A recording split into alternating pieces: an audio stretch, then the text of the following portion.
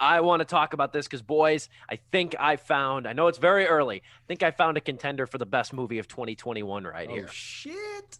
And it is Our Friend. It is far too early into the year for such an emotional gut punch. We usually get these in a conventional year between September and December. We usually get those around then.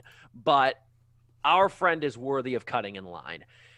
Casey Affleck shows yet again he's one of the best actors working today. Jason Segel gives a layered career performance here. And Dakota Johnson, after one too many shades of gray, in my opinion, finally gets the role she deserves and shines bright. The movie revolves around, it's based off the award-winning Esquire article written by Matthew Teague. It spans 13 years in sort of nonlinear fashion, leaping from 8 years in the past to 4 years in the present to 2 years in the past and so on. It centers around Matt and Nicole, played by Casey Affleck and Dakota Johnson, respectively. They're a happy couple who meet and marry in Alabama. He's a journalist. She's a local theater star. They have two young daughters. There's occasional sort of tumultuousness in their relationship. But for the most part, they're happy and they're in good spirits. And Nicole has remained close with her friend Dane, played by Jason Segel. He's one of those guys who doesn't really have his life completely together. He's been stuck in neutral.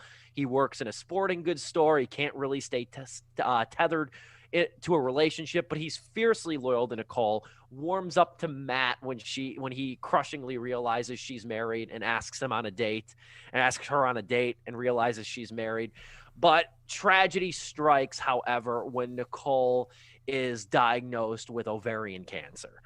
And as you may predict throughout the movie, Nicole's cancer progresses and worsens, causing great strain on the family.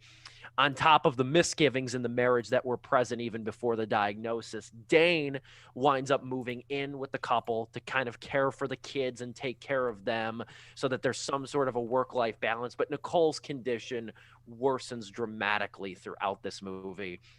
Um, and as I said before, the nonlinear structure of this movie hopscotches over the course of 13 years. And while it might not be the most fluid way to tell a story, this story in particular, this movie is stitched together by two very distinct aspects: rich acting, thoughtful screenwriting. That makes this movie. And it's not a flawless movie. I've said this. I've talked to several people actually about this movie. This is not a flawless movie, although I'm giving it 4 stars.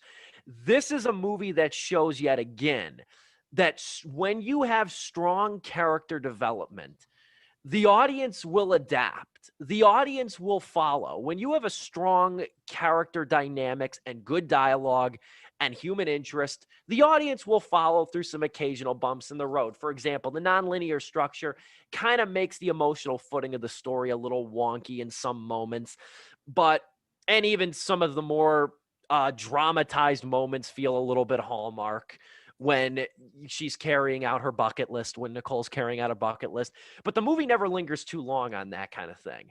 And the most important part of Our Friend is established early on, and that is you believe the core dynamic of these characters. You believe Matt and Nicole have been married for over a decade. You believe that Nicole and Dane are lifelong friends. You believe that Dane and Matt had this prickly sort of male guy to guy friction initially, but they warm up and realize they don't really know how they got on with life without one another. You begin to believe all of that. And Brad Inglesby, the screenwriter of this, he builds so much equity in the interpersonal banter and the mundane details that this couple experiences throughout this, I'll just say it, catastrophic circumstance. And it is humanized very well. I'll say this too. I'm comfortable in saying this. This is Jason Segel's best performance too. He's one of those characters that looks like he's always on the verge of tears in ways, but he's so strong with his dramatic presence in this movie. He doesn't overplay his character. He's a rock, and he doesn't see himself like that. And I think that that's beautiful. Dakota Johnson, she shows range. She shows impressive musical talent, which I was not expecting. This is such an intense performance for her, especially in the final 25 to 30 minutes. It is intense physically, in terms of dialogue, too, in terms of her actions as her condition worsens. It gets scary. And it's even might be scarier to note that even Matthew Teague, the real life Matthew Teague, has come out and said that a lot of that was accurate. What was portrayed in the movie. And it's terrifying. And I think there's a part of this movie, too, that touches on the fear of something horrible and irreversible and terminal happening to somebody we love and we care about. And I think that this movie touches that without milking that nerve. For example, it's confident in its saddest moments. It knows better than to bombard us with a Hans Zimmer score and orchestra music when something sad happens. So many of the movie's most emotional moments that will make you reach for a box, maybe 2 boxes of Kleenex, there's no music. It's almost hollow. It's the dialogue. It's the conversation. It's what's said. It's what's not said. It's the brooding. It's the eye contact. It's the lack thereof. In the movie's most emotional moments, there's really not much music, if any music. Don't sleep on that. And that heightens it. Rather than play some sort of allegedly fitting string music to get the waterworks going, this movie does it the hard way. Tip of the cap to Brad Inglesby. We haven't even really discussed what this year's Oscars are going to look like. Brad Inglesby needs to be in the discussion for Best Adapted Screenplay because it is adapted from an Esquire article, as mentioned. And to sum things up, the characters here are giving but flawed. They're compassionate yet compromised. Kind of like our friends and neighbors at the end of the day. It's important to think and feel during these days, and Gabriella Cowperthwaite's film provides a beautiful conduit. This is a masterful drama with some very good comedy, too. I don't want to make this sound like it's this sad event. It's a sad movie, but there's a lot of very good comedy, and it's longer than you might expect, too. It's a little over 2 hours, but it gives you so much breathing room with these rich characters. So many good performances. And just again, Inglesby and Cowperthwaite do a phenomenal job at guiding this screenplay.